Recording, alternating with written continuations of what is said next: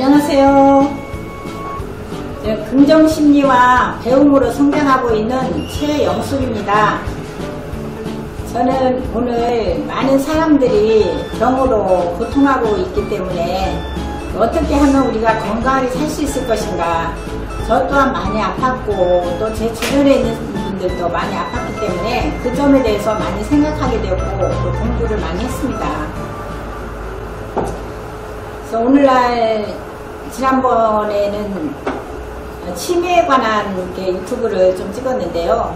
오늘은 암에 대한 제가 경험한 사례를 가지고 말씀을 드리려고 합니다.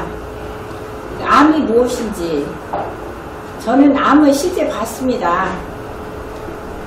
제가 암에 대한 공부를 할 때 가르쳐 주시는 선생님께서 암이 차돌보다 더 단단하다는 얘기를 들었어요. 그런데 우리 할머니가 피부암이 걸렸습니다.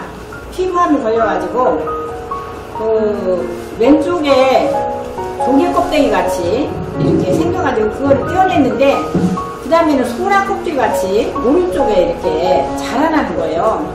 그래서 그 소라 껍질 같이 이렇게 붙어가지고 있어서 그걸 떼어내지를 못하고 놔뒀는데 그게 소뿔처럼 이렇게 자라는 것을 봤습니다. 단단한 소뿔처럼 달아가지고 나중에는 굵은 고드름처럼 해가지고 이렇게 내려와가지고 꼬부라지는 걸 봤어요. 그런데 그게 암이라고 하더라고요. 그래서 암이 차돌보다 더 단단하다고 하더니 정말 그렇구나 하는 것을 알게 됐습니다. 그래서 암에 대한 80년대에 제가 잘 알고 있는 언니 한 분이 암으로 말기 암이 들어가지고 돌아가시는 거에 봤는데 몸이 완전 돌멩이 같이 굳어있는 걸 봤습니다.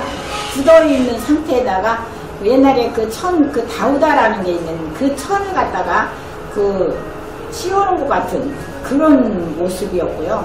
얼굴은 완전 주먹보다도 더 작은 3분의 1도 안 되는 그런 상황으로 있다가 돌아가시는 걸 봤고, 죽을 무렵에 엄청난 통증이 있는 것도 봤습니다.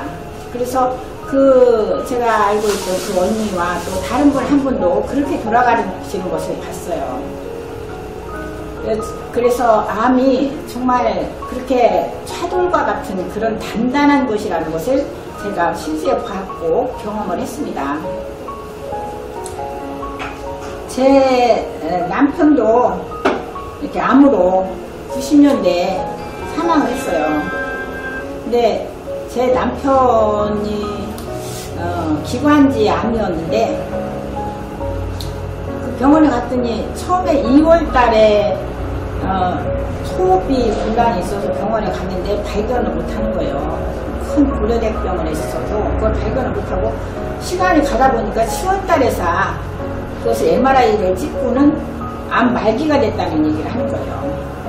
그래가지고 암 말기가 됐는데 항암제밖에는 쓸 게 없대요. 수술도 할 수 없고 방사선도 할 수가 없고 항암제밖에 쓸 수가 없다고 하면서 항암제를 맞으라고 해서 항암제를 맞았는데 아주 새카만 비닐봉투에다가 닌게르병을 거기다 넣어가지고 그걸 보름을 맞는 거예요. 완전히 다 죽은 상태처럼 있으면서 보름을 맞고 거기서 병원에서 나왔는데 그 다음에는 뭘 먹지 못하는 거예요.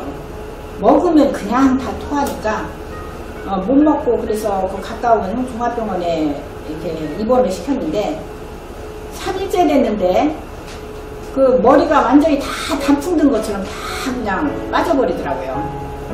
빠져버리고 원장님께서 불러가지고 갔더니 백혈구 수치가 200까지 떨어지면 위험한데 230까지 떨어졌다고 얘기를 하는 거예요. 그래서 백혈구를 높일 수 없느냐고 했더니 높일 수가 없다고 그래요. 그래서 근데 그 상태에서 고려대학병원에서는 20일 동안 보호를 해가지고 와서 6번을 항암제를 맞으라고 했었거든요. 그래서 그 얘기를 원장님한테 그랬더니 원장님이 하신 말씀이 자기 가족은 암에 걸리면 항암제 안 맞는다고 해요. 그래서 항암제가 얼마나 독한 것인가 하는 것을 제가 이제 공부하면서 알게 됐는데, 이 항암제가 일본 히로시마에 떨어진 원자폭탄 원료라고 해요. 그렇게 암이 강하고 독하기 때문에 그것을 암세포를 죽이기 위해서 그런 원료를 쓰는 게 항암제라고 하더라고요. 그런데 이제 그 암세포만 죽이는 게 아니라 정상세포까지 죽이기 때문에 모든 면역 기능이 떨어지고 머리가 다 빠지고 이렇게 하다가 그것이 이제 결국은 나중에 죽는 이런 것이 얼마나 그 무서운 병이 그 암인가 하는 것을 알게 됐습니다.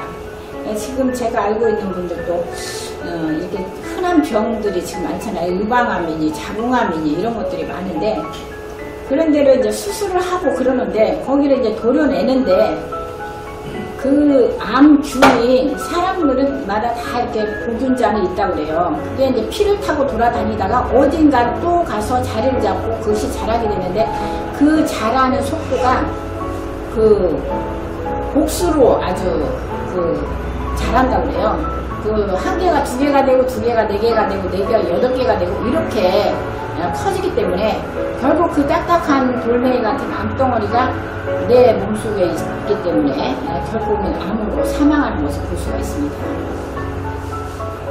그래서 그 암을 죽이기 위해서 항암제를 통해서 그 암을 죽이고 있지만 사실 그 면역력이 떨어져 가지고 결국 죽는 경우를 많이 봤고요. 그래서 저는 정말 그 암에 걸리지 않도록 정말 노력해야 된다는 것을 저는 강조하고 싶습니다.